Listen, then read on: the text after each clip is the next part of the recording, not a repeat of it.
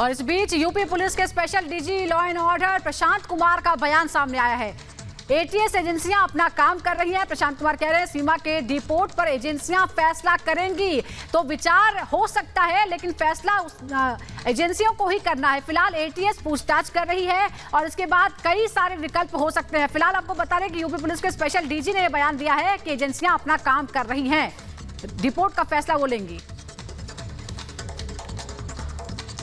अभी इतनी जल्दी ये मामला दो राष्ट्रों के बीच जुड़ा हुआ है, इसमें जब तक पर्याप्त साक्ष्य नहीं मिल जाते कुछ भी कहना उचित नहीं। किस बिंदु पर जांच हो रही, क्या नहीं वो तो जब एक बार वो जेल जा चुकी है उसके बाद बेल पे है, अब उसके बाहर भेजने की जो विधिक प्रक्रिया है उस हिसाब से कार्रवाई चल रही है। क्या बाहर भेजा जाएगा सर, वापस नहीं डिपोर्ट किया जाएगा? ये तो इसके लिए पहले से कानून तय है, उस हिसाब से कार्रवाई कानून अपना। और किस सवाल पर सीमा की चुप्पी है, अब आपको ये बताते हैं। फोन टूटने पर संतोषजनक जवाब नहीं दे पा रही है कि आखिरकार उसके पास जो फोन थे वो कैसे टूट गए। मई से पहले डेटा डिलीट करने पर चुप्पी साध जाती है और कुछ भी नहीं कहती है। साथ ही भारत आने के खर्च पर गोलमोल जवाब देती है। जब एजेंसियों के द्वारा पूछा जा रहा है कि भारत आने के लिए, नेपाल जाने के लिए पैसे कहां से आए, तो सीमा चुप हो जाती है, अलग अलग जवाब देती है। और साथ ही एनसीआर में किससे जुड़ी, इसके पर भी उसका कोई जवाब नहीं आता है। किस किस से उसने बात की है, हालांकि ये बात निकल करके जरूर सामने आ रही है कि कई और लोगों को फ्रेंड रिक्वेस्ट भेजी थी। अब यूपी एटीएस उन सब की भी पड़ताल करने वाली है। भाई और सेना के सवाल पर भी मौन साधते हुए सीमा नजर आती है। जब सीमा से पूछा जाता है कि भाई क्या काम करते हैं, आईएसआई में एक बड़े ऑफिसर है, ये सब जब उनसे पूछा जाता है तो वो चुप हो जाती है। और अगली बड़ी खबर क्या है बता रही है मेरी सहयोगी सुजाता। तो सीमा 2 बार भारत आई, पहले आकर नेपाल में रुकी, उसके बाद मई में वो भारत आई और उसके बाद एक मकान किराए पर लिया 2500 रुपए महीने में। करीब 2 महीने तक सचिन और सीमा यहाँ पर रहे। जो मकान मालिक है उनसे खास बातचीत की है रिपब्लिक भारत ने, सुनाते हैं आपको क्या कहना है। तो ये वो किचन थी जहां पर सीमा खाना बनाया करती थी। ये ओपन किचन है, इसी फ्लोर पर रहते थे।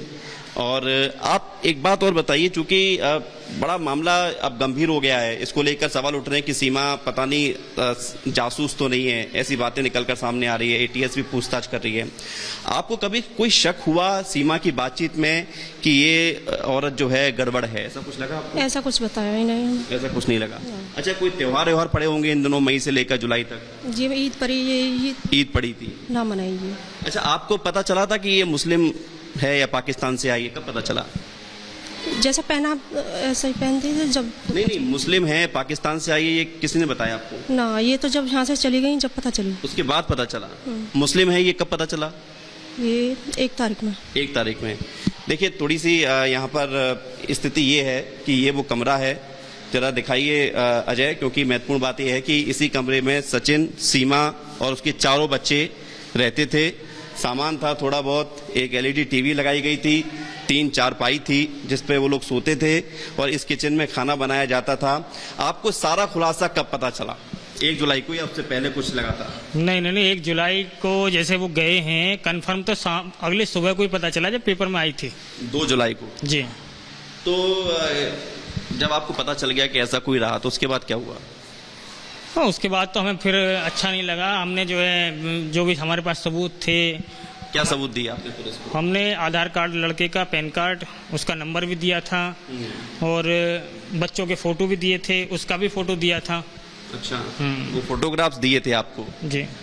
अच्छा, और इसके अलावा? इसके अलावा कुछ नहीं, बाकी का ये खुला है, इसमें मतलब जो देख दाख के गए थे वो।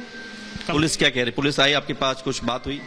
हाँ, पुलिस आई थी, पुलिस ने भी यही सवाल जवाब किए कि कब से रहना स्टार्ट किया, कैसी बोलचाल थी। और कभी आपको लगा कि ये इस पाकिस्तान से आई हो? इसका खुलासा कैसे आपको पता चला था?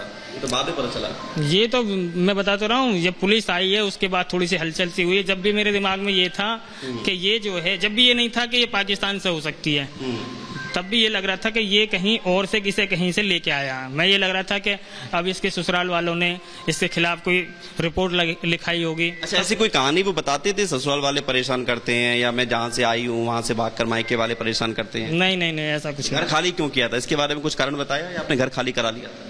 यहाँ से जब वो 1 तारीख को गए थे, जब वो ये बता के गई थी हमारे बच्चों को ही कि मेरा भाई बीमार है और मैं 8-10 दिन बाद आऊंगी। सामान ले गए थे सारा? नहीं, बैग लेके गए थे बस, वो अपना ट्रॉली बैग। तो जो आप बता रहे हैं चारपाई और टीवी वगैरह, उसके जो सचिन के जो घर वाले हैं वो बाद में लेके गए, जब जवानगढ़ से छूट के आ गए ना वो। अच्छा। उसके 5-7 दिन बाद जब उठा के लेके गए यहाँ से। तो भाई बीमार है ये कहानी बताई थी जी। सचिन कुछ बताता था आपको? नहीं। अच्छा, मारपीट जो हुई थी वो क्या बड़े लेवल पे हुई थी, मतलब रात के समय हुई थी? इसके बारे में कुछ बताइए कि कब हुई लड़ाई?